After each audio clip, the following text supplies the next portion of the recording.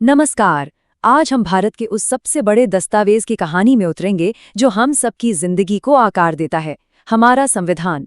ये सिर्फ एक किताब नहीं है, बल्कि ये उन उम्मीदों, बहसों और सपनों का नतीजा है जिनसे हमारे देश की बुनियाद रखी गई। 2 साल 11 महीने और 18 दिन। ये सिर्फ एक समय का माप नहीं है। ये वो वक्त है जो दुनिया के सबसे बड़े लोकतंत्र की नींव का पत्थर रखने में लगा। सोचिए, कितनी बहसें हुई होंगी, कितने विचार टकराए होंगे इस दौरान। तो सवाल यही उठता है कि इतने बड़े, इतने विविध और विभाजन का दर्द झेल रहे देश के लिए एक ऐसा संविधान कैसे लिखा गया जिस पर सब सहमत हों? चलिए, इस असाधारण सफर को शुरू से समझते हैं। इस पूरे कहानी का दिल थी संविधान सभा, मतलब वो महान सभा जिसे भारत की तकदीर लिखने का ऐतिहासिक काम सौंपा गया था। तो देखिए, 1946 में कैबिनेट मिशन प्लान के तहत इस सभा को बनाया गया। अब एक दिलचस्प बात यह है कि इसके सदस्यों को सीधे आम जनता ने नहीं चुना था, उन्हें प्रांतीय विधानसभाओं के चुने हुए सदस्यों ने चुना था। और हाँ, ये सफर बिल्कुल आसान नहीं था। हैदराबाद जैसी बड़ी रियासत ने तो पहले इसमें शामिल होने से साफ मना ही कर दिया था। तो ठीक है, सभा तो बन गई। अब उनका सबसे पहला और सबसे जरूरी काम क्या था? उन्हें ये तय करना था कि आजाद भारत की दिशा और दर्शन क्या होगा। और इसकी शुरुआत हुई उद्देश्य प्रस्ताव से।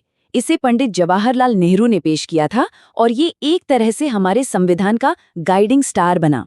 इसी ने वो बुनियादी सिद्धांत तय किए कि भारत एक आजाद, संप्रभु गणराज्य होगा जो अपने हर नागरिक को न्याय, बराबरी और आजादी की गारंटी देगा। ये महज शब्द नहीं थे, ये एक वादा था। ये टाइमलाइन हमें दिखाती है कि काम कितनी सावधानी से हुआ। दिसंबर 1946 में उद्देश्य प्रस्ताव आया और फिर लगभग 2 साल बाद नवंबर 1948 में डॉक्टर B.R. अम्बेडकर ने फाइनल ड्राफ्ट पेश किया और आखिरकार 26 नवंबर 1949 को इसे अपनाया गया। हर कदम पर गहरा सोच विचार था। हमारा संविधान सिर्फ नियमों और कानूनों का दस्तावेज नहीं है। असल में ये उन अलग अलग विचारधाराओं का संगम है जिन पर संविधान सभा में जोरदार बहसें हुई थीं। एक तरफ थे उदारवादी विचार, जिसके सबसे बड़े पैरोकार थे सरदार पटेल जैसे नेता।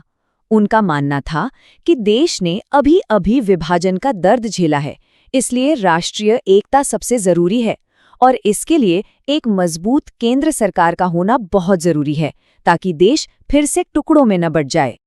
तो वहीं दूसरी ओर समाजवादी विचारधारा वाले लोग थे।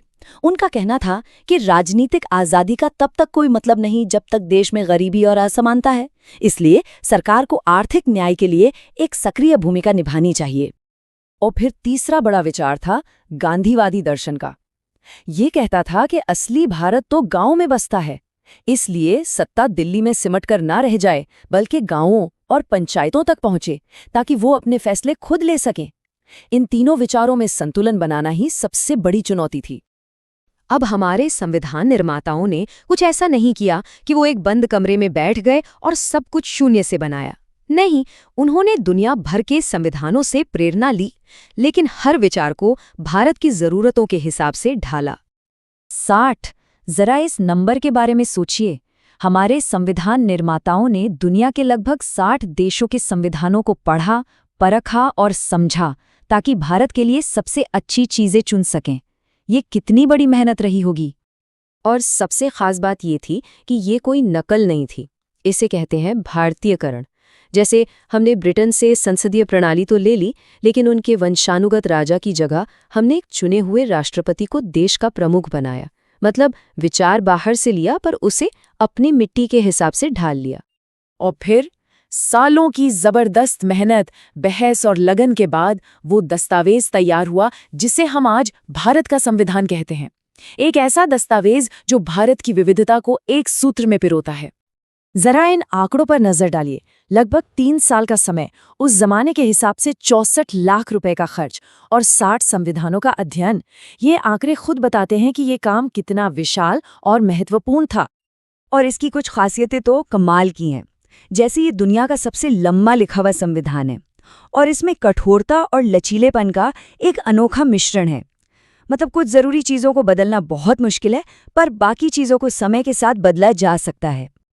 संविधान को और बेहतर ढंग से समझने के लिए इसे भागों और अनुसूचियों में बांटा गया है।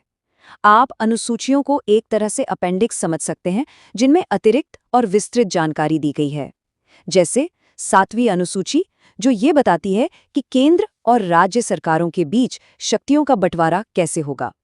हम एक ऐसा राष्ट्र बनाना चाहते हैं जहां सभी धर्मों की समानता होगी। नेहरू का ये वाक्य संविधान सभा की बहसों के दौरान कहा गया था, और ये उस धर्मनिरपेक्ष और समावेशी सोच को दिखाता है जो हमारे संविधान की आत्मा है।